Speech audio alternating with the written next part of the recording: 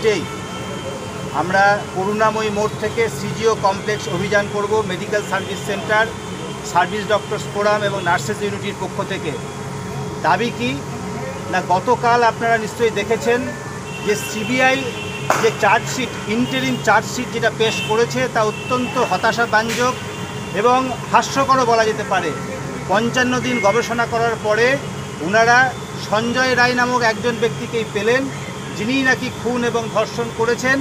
যেখানে magistrate inquest বলছে বা পোস্টমর্টেম রিপোর্ট বলছে যে এই খুনটা কেউ একজন করতে পারে না, একাধিক লোক, মিনিমাম 4 জনের ইনভলভমেন্ট এখানে রয়েছে।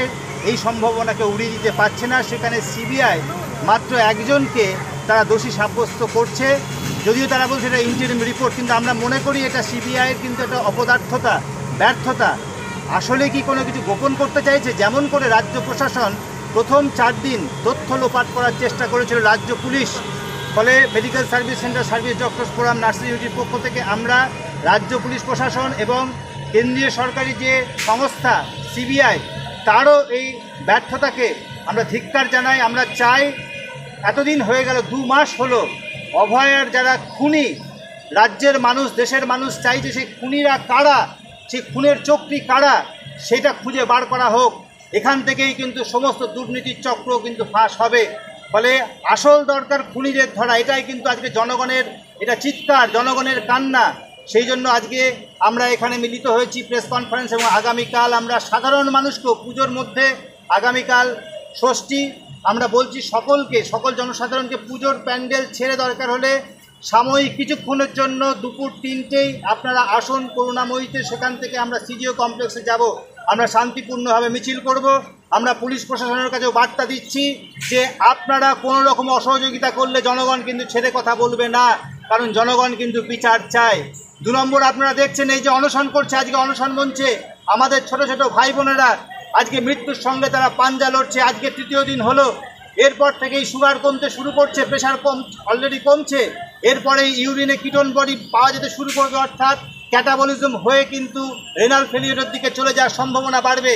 ফলে এখনও পর্যন্ত রাজ্য প্রশাসন কিন্তু যারা অনশন করছেন, অনশনকারীদের সঙ্গে বসার কোনো উদ্যোগ নিচ্ছেন না। এটা অত্যন্ত দুঃখজনক, এটার আমরা তীব্র নিন্দা করছি।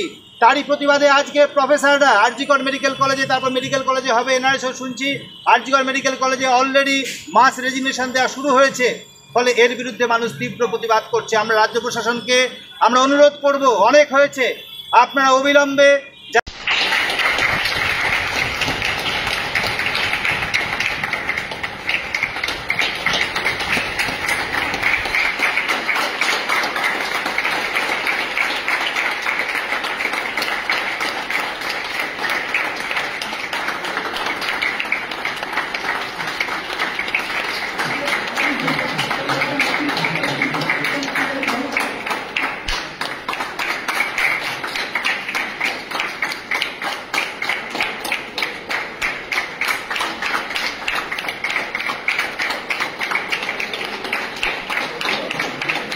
আমাদের ভিডিও ভালো লাগলে লাইক এবং শেয়ার করুন।